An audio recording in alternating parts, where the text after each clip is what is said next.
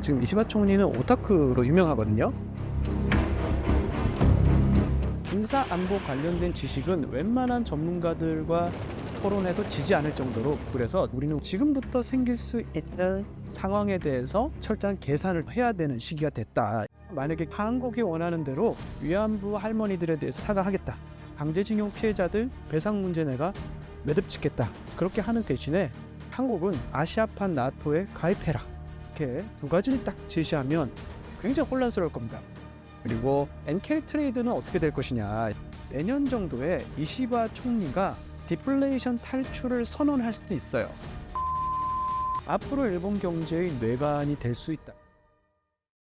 들을수록 똑똑해지는 지식 뉴스.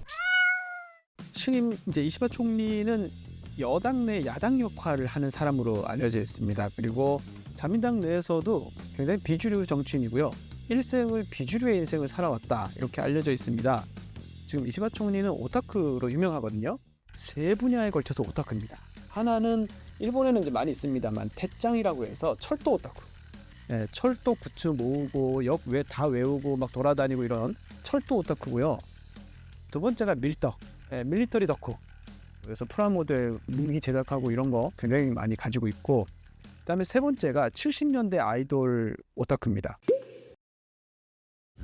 私はあなたのすべてにいつも夢中なの。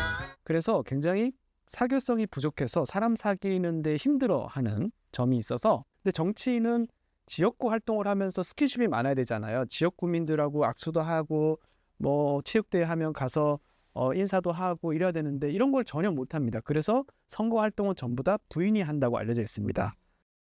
그리고 이시바 총리는 굉장히 진지한 이야기를 좋아합니다.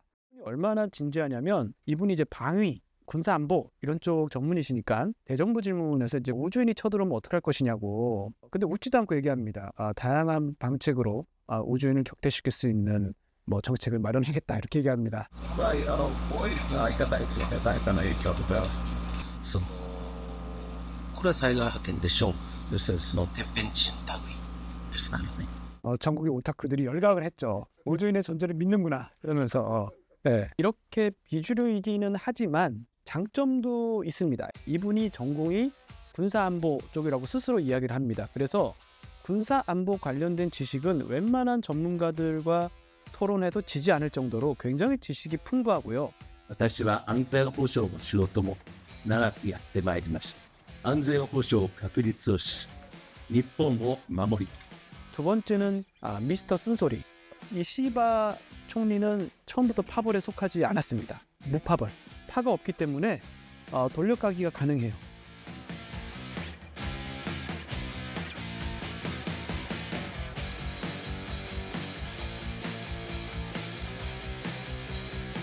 누구든지 다 쓴소리합니다. 누구에게나.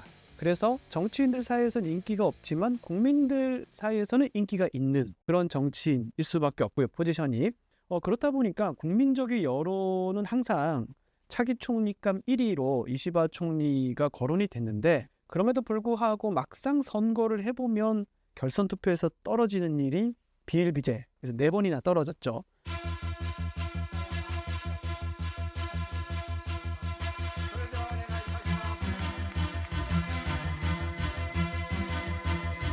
근데 이제 이번에는 상황이 좀 달랐습니다. 왜냐하면 작년에 일본 파벌에 정치자금 문제가 터졌어요. 그러면서 국민들이 이 파벌에 대한 비난 여론이 굉장히 높아졌습니다. 그래서 이 기시다 총리가 올해 초에 기시다파를 해산했거든요. 派閥ありきの自民党から完全に脱却をいたします。そのために派閥からお金と人事の機能を切り離し 그런데 이시바 총리 같은 경우는 지금까지 파벌에 속하지 않았기 때문에 드디어 이 38년 만에 정치계의 주류로 우뚝 올라섰다, 이렇게 평가할 수 있겠습니다. もう一度皆が笑顔で暮らせる安全で安心な国にするために石破茂全身全霊を尽くしてまいります。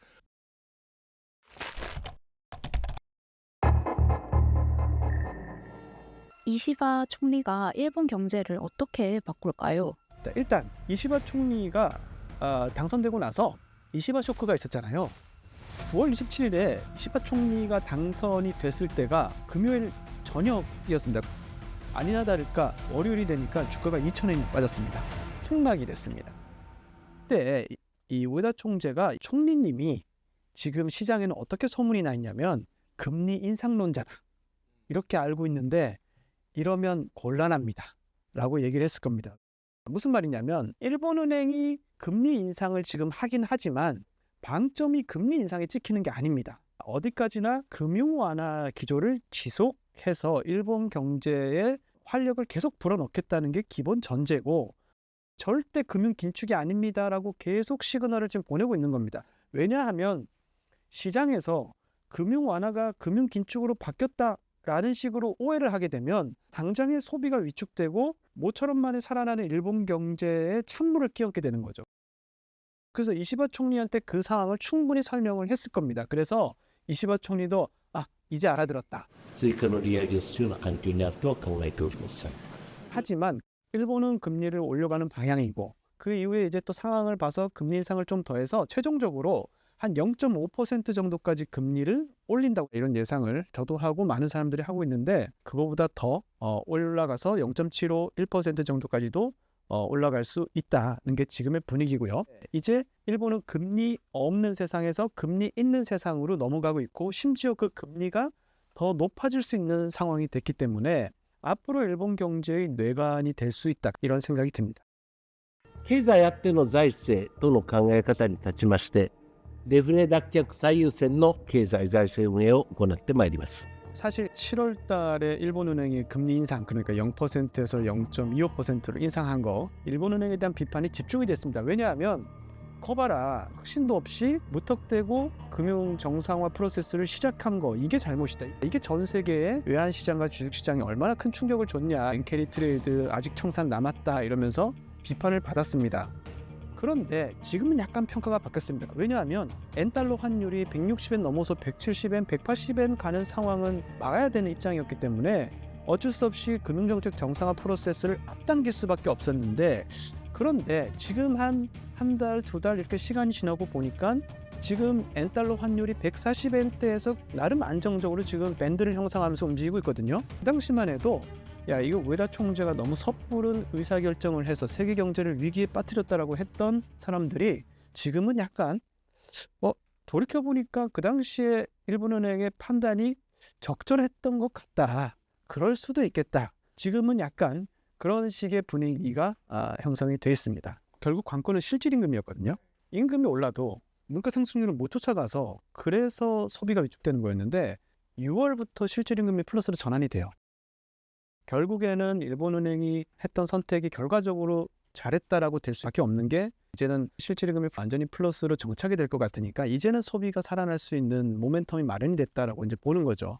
이게 이제 기대를 많이 하고 있는 게 이대로 가면 일본 경제는 조금씩 디플레이션에서 탈출해 가고 있는 게 명확해 보입니다. 지금은 사실 일본 상황이 좋아요. 지금 2년 동안 일본은행이 원래 목표로 했던 소비자 물가 상승률 2%를 달성하고 있거든요. 올해 춘투로 인해서 임금 인상률이 33년 만에 가장 높은 5.1% 기록했습니다. 임금도 막 오르고 있어. 이거 굉장히 좋은 거죠. 그리고 올해 이 일본의 시가총액 1인 기업이 도요타 자동차잖아요. 기업의 영업이익이 역대 최고이면서 일본 기업 최초로 5조엔을 돌파했습니다. 덩달아서 다른 기업도 지금 기업들 실적이 굉장히 좋아요. 그러니까 이런 것들을 보면 일본 경기 완전히 살아났는데? 라는 생각이 드는데 아마도 내년 정도에 신임 이시바 총리가 디플레이션 탈출을 선언할 수도 있어요. 원래는 키시다 총리가 그걸 하고 싶었어요. 누가 디플레이션 탈출을 선언할까가 굉장히 상징적인 의미가 있기 때문에 이시바 총리가 큰 이변이 없으면 할 가능성이 크다. 네. 日韓が緊密に連携していくことは双方の利益にとって極めて重要です。 이시바 총리가 친한파로 유명하잖아요. 그래서 야스쿠니신자 참배도 하지 않고 아니면 뭐 일본 과거사 반성을 해야 된다 강조하고 근데 이러한 점들이 한일 관계에 어떤 변화를 좀 불러올까요?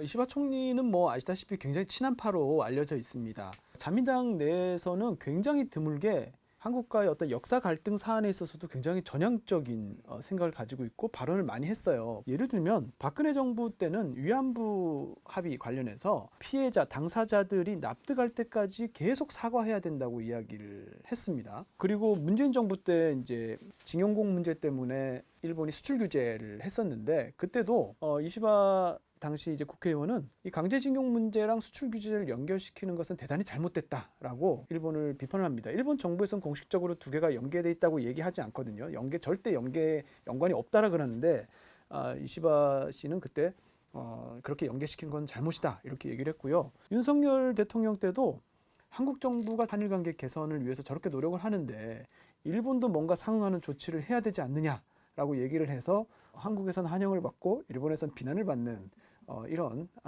존재였는데요. 岸田総理がユン大統領との間で築かれた信頼関係を礎に日韓両国の協力をさらに強固で幅広いものとしていきます。 앞으로 한일 관계는 기본적으로 지금보다 더 긍정적인 방향으로 가면 같지 부정적으로 흐를 가능성은 적지 않나 이런 생각을 다들 하고 있습니다. 그런데 이시바 총리가 워낙 친한파로 알려져 있다 보니까 저희가 사실 너무 기대를 많이 하고 있는 게 문제가 될 수 있습니다. 오히려 일단 이시바든 누구든 총리가 된 사람이 국익을 고려하는 건 너무나 당연한 얘기고 한국을 위해서가 아니라 일본을 위해서 한국과의 관계를 어떻게 해야 될까를 고민하는 게 일본의 총리라면 너무나 당연한 거기 때문에 저희는 이제 주의해야 될 점이 몇 가지 있습니다. 한 가지는 이시바 총리가 그동안 친한파로서 여러 가지 굉장히 전향적인 발언을 했던 거는 일개 국회의원의 입장에서 이야기를 했던 거예요. 그런데 지금은 일국의 총리가 됐기 때문에 전혀 입장이 다르다는 점을 우리는 인식해야 되는 게 하나 있고요. 사실은 이게 더 중요한데요. 우리가 전혀 생각지 못한 이시바 리스크에 부딪힐 수도 있습니다. 아까 쭉 얘기한 것처럼 이시바 총리는 굉장히 뚝심도 있고 과감하고 전향적으로 할 말은 하는 스타일이거든요. 그러면 이렇게 얘기할 수 있습니다. 한국이 원하는 대로 위안부 할머니들에 대해서 내가 100번이고 1000번이고 10,000번이고 사과하라면 사과하겠다. 그 다음에 강제징용 피해자들, 일본 기업들 다 설득해서 배상 문제 내가 매듭짓겠다. 자, 그러면 한국은 그렇게 하는 대신에 내가 지금 추진하고 있는 아시아판 나토에 가입해라. 集団安全保障の本質は義務でございます。集団的自衛権というのはその言葉の通り権利であります。 조건으로 이렇게 두 가지를 딱 제시하면 아마 그러면 우리나라에는 국론이 분열되고 정치인들과 뭐 정부는 한 번도 그런 걸 생각해 보지 않아서 굉장히 혼란스러울 겁니다. 이 아시아판 나토라는 게 뭐냐면요. 집단 안보 체제인데 이 이시바 총리가 뭐 20년 넘게 계속 주장해 왔던 거예요. 그러니까 이제 아시아판 나토를 하게 되면 지금 뭐 한미 동맹, 그 다음에 미일 동맹도 있죠. 그 다음에 쿼드라고 그래서 미국, 일본, 호주, 인도 있잖아요. 뭐 이런 것들 우리가 소다자 안보 협력 체제라고 하는데 이런 소다자 안보 협력 체제를 전부 다 연계해 가지고 집단 안보 체제를 만드는 겁니다. 그래서 이 아시아판 나토가 되면 결국에는 이 집단 안보 체제라는 건 한국과 일본이 동맹 관계가 되는 거예요. 기밀이나 이런 것들을 다 그렇죠. 동맹이니까요. 동맹국이니까. 그러니까 한미 동맹처럼 한일 동맹이 되는 거예요. 결국에는 양 국가가 서로 타협을 해야 되니까 뭔가를 하나 받고 하나를 달라고 했을 때 그걸 우리가 받아들일 수 있을까라고 하면 그 부분은 굉장히 의문부호가 찍히거든요. 이시바 총리가 되게 진지한 사람이거든요. 이게 좋은 게 아니고 고집이 또 엄청 셉니다. 그래서 잘못 접근했다가는 뭐 이렇게 뒤로 빼는 게 없어요. 그래서 물릴 수가 있어요. 사실은 우리가 친한파인 이시바 총리가 당선됐다고 해서 마냥 좋아할 게 아니고 지금부터 생길 수 있는 상황에 대해서 철저한 계산을 또 우리는 우리 나름대로 해야 되는 시기가 됐다 이런 생각이 듭니다. 저희가 이제 그 한일 관계에서 가장 좋았던 시대를 김대중 오부치 선언이 있었던 뭐 2000년대 전후 뭐 이때라고 이야기를 하는데요. 지금 이시바 총리가 당선되고 아마 내년이 한일 국교 정상화 60주년을 맞이하게 되면 아마 그때 이후로 가장 한일 관계가 온풍이 부는 그런 좋은 뭐랄까요 관계 개선이 될 수 있는 기회가 되지 않았나 이런 생각이 듭니다. 그래서 내년에 이시바 총리와 더불어서 이 한국과 일본이 좀 더 새로운 단계의 관계를 맺을 수 있는 그런 원년이 되기를 기대하면서 오늘 교양일을 부탁해는 여기까지입니다. 감사합니다.